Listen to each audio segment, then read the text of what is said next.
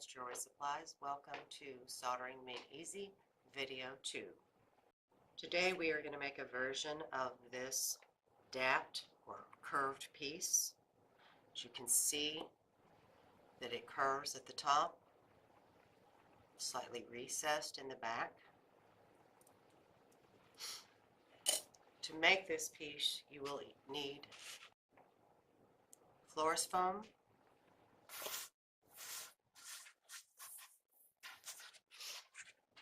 or a J board,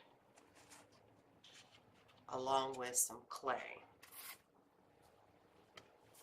I am actually going to use the florist foam along with the clay. If you don't have the florist foam, you can actually use the clay to build up your piece.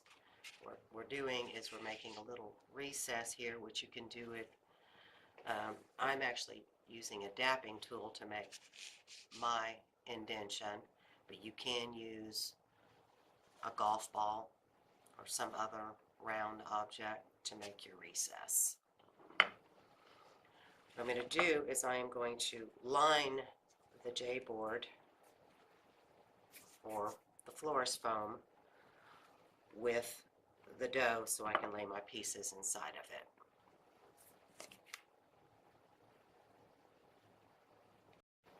I've taken a rolling pin and rolled out a piece of Play-Doh that I'm going to lay inside of the recess that I've created, and I'm just going to push it down inside and flatten it around the top. And this is just to hold my pieces inside this recess. Now that I have that ready to go, I am going to go over the pieces that this project will require. For this particular project, you're going to need 18 10mm or 45 SS Rivolis with settings,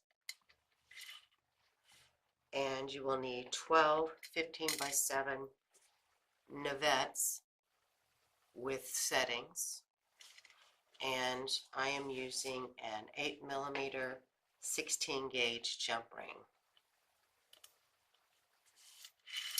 I'm going to begin this project by setting my first Rivoli in the very center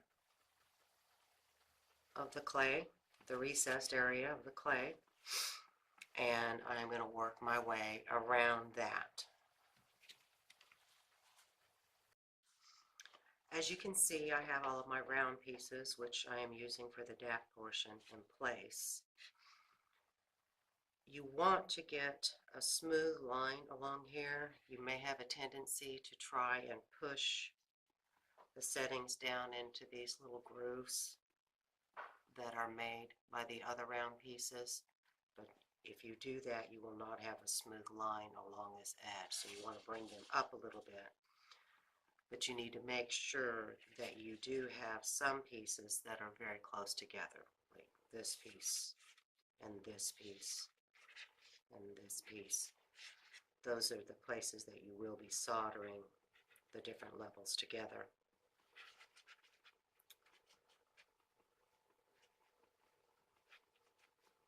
Okay, I am going to go ahead and begin soldering this portion.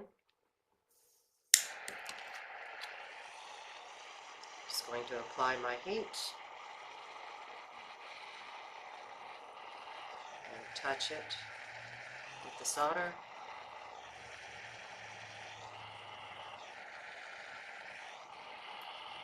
Heat and remove, touch with the solder.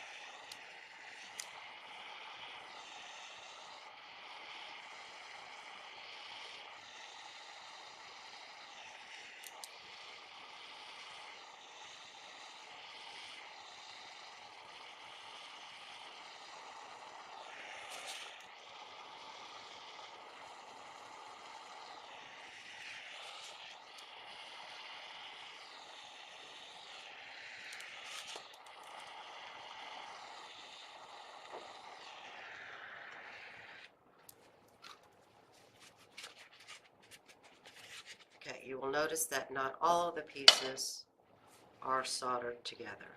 Right here, this piece is not soldered to this edge. As long as you have it connecting in several spots, you'll be fine. We'll let it cool a minute, and then we'll begin adding the other pieces. Okay, I have the Navette set in place. When you place your Navettes along this edge, you need to make sure there is some metal touching, or you won't be able to solder them. If they go down too far, then there's not going to be any metal touching.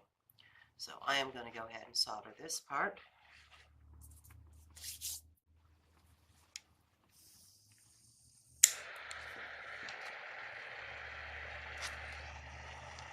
Just apply the heat.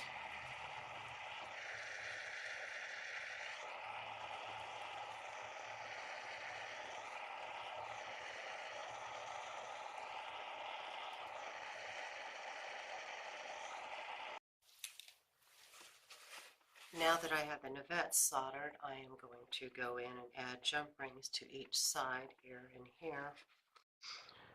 I'm now going to add the jump rings using my third hand. I've already got it set up. I'm just going to slide this over here and join the Navette to the jump ring.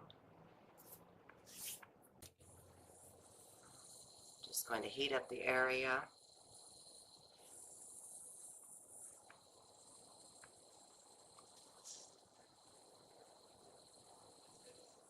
Just dab it with the solder.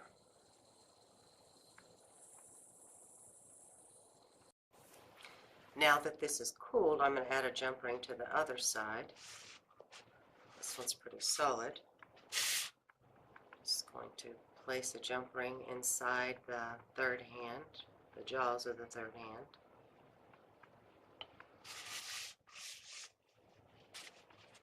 Bring this down a little bit. I want it to be right at the edge of the Navette. I need to heat up this other side.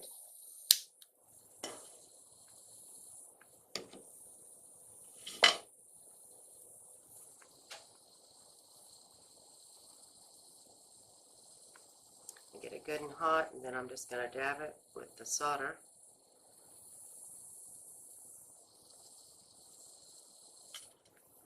That should be it. We'll clean this piece off and I'll be back. I've pulled the piece out of the Play-Doh and washed it with soap and water, a toothbrush, and a pick just to get any leftover Play-Doh out of any of the grooves. After you wash your piece with soap and water, it's a good idea to turn it over and let any trapped water drain out. Just leave it upside down on a cloth or paper towel. With this piece, I'll come back later and add a beaded chain at each of these two jump rings. As you can see, this is different than my sample piece. However, the method is the same. As you can see, both the backs are concave. The only difference is the placement of the rhinestones on the outer edge.